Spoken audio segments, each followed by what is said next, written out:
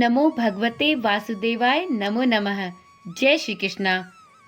एक समय की बात है, महाराज युधिष्ठिर ने भगवान श्री कृष्ण से पूछा, हे जनार्दन, पौष कृष्ण एकादशी का क्या नाम है? उस दिन कौन से देवता की पूजा की जानी चाहिए और इस पूजा की विधि क्या होनी चाहिए? कृपया करके मुझे विस्तार पूर्वक बताएं। भक्त वत्सल भगवान श्री कृष्ण कहते हैं कि हे धर्मराज युधिष्ठिर, मैं तुम्हारे स्नेह के कारण तुमसे कहता हूँ कि एकादशी व्रत के अतिरिक्त मैं अधिक से अधिक दक्षिणा पाने वाले यज्ञ से भी कभी प्रसन्न नहीं होता हूँ।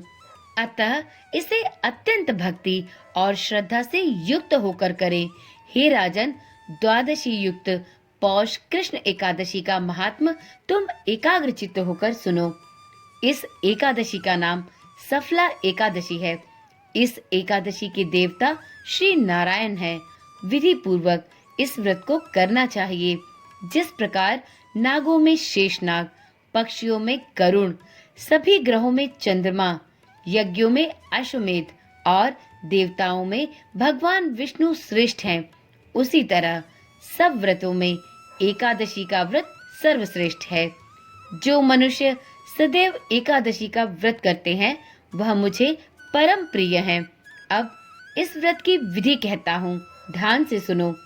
मेरी पूजा के लिए ऋतु के अनुकूल फल, नारियल, नींबू, नैवेद्य आदि 16 वस्तुओं का संग्रह करें। इस सामग्री से मेरी पूजा करने के पश्चात रात्रि जागरण अवश्य करें। इस एकादशी व्रत के समान यज्ञ, तीर्थ, दान, तप तथा कोई दूसरा व्रत नहीं है। 5000 वर्ष तप करने से जिस फल की प्राप्ति होती है, उससे भी अधिक सफला एकादशी का व्रत करने से प्राप्त हो सकती है। हे राजन, अब आप इस एकादशी की कथा सुनिए। चंपावती नगरी में एक महिष्मान नाम का राजा राज्य करता था। उसके 4 पुत्र थे। उन सब में लुम्पक नाम का बड़ा राजपुत्र, जो कि महापापी था। वह पापी सदा पर स्त्री और वेश्यागमन तथा दूसरे बुरे कार्यों में संलिप्त रहता था और अपने पिता का धन नष्ट किया करता था। सदैव ही वह देवता, ब्राह्मण, वैष्णवों की निंदा किया करता था। जब राजा को अपने बड़े पुत्र के ऐसे कुकर्मों का पता चला तो उन्होंने उसे अपने राज्य से निकाल दिया। तब वह विचारने लगा कि कहाँ जाऊं, क्या करूं। अंत में उसने चोरी करने का निश्चय किया। दिन में वह वन में रहता और रात्रि को अपने पिता की नगरी में ही चोरी करता और प्रजा को तंग करने और उन्हें मारने का कुकर्म भी करता।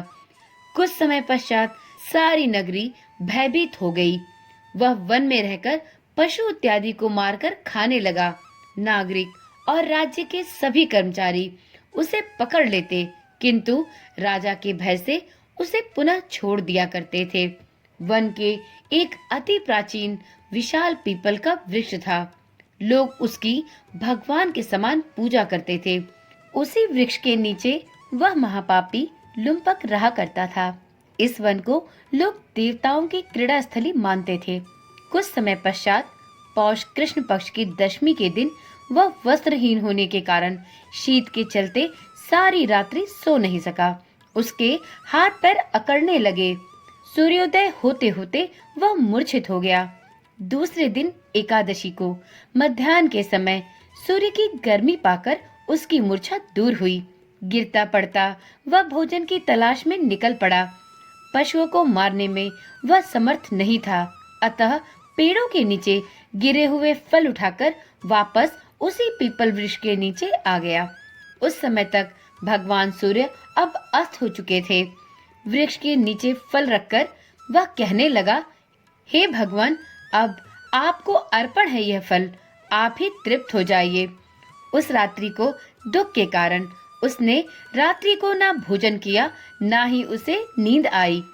उसके इस उपवास और जागरण से भगवान विष्णु अत्यंत प्रसन्न हो गए और उसके सारे पाप नष्ट हो गए। दूसरे दिन प्रातः एक अति सुंदर घोड़ा अनेक सुंदर वस्तुओं से सुसज्जित उसके सामने आकर खड़ा हो गया।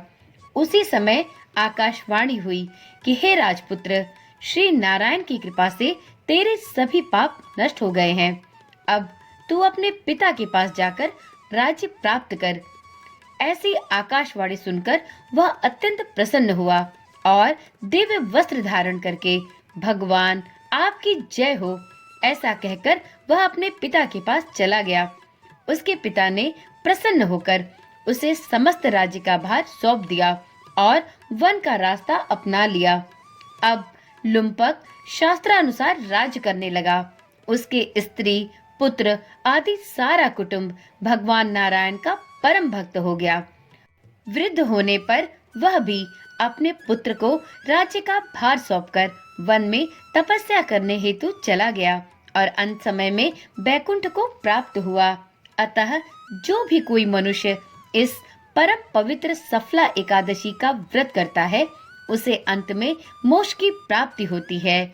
जो नहीं करते वह पूंछ और सींगों से रहित पशुओं के समान है।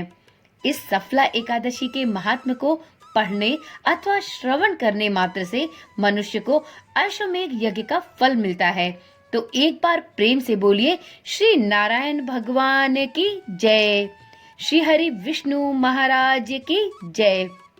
हे जगदीश्वर, जो भी कोई साधक इस एकादशी व्रत को संपूर्ण निष्ठा के साथ करता है, उसकी सभी मनोकामनाएं पूर्ण करे और उसे मृत्यु के पश्चात बैकुंठ लोक की प्राप्ति हो। इसी आशा और मनोकामना के साथ इस वीडियो और इस पावन मोक्षदायिनी कथा को यहीं पर विराम देते हैं। तो चलिए ऐसी ही रोचक और जानकारी वाली वीडियो के साथ फिर मिलते हैं। तब तक के लिए ओम नमः शिवाय, जय श्री कृष्णा, राधे राधे।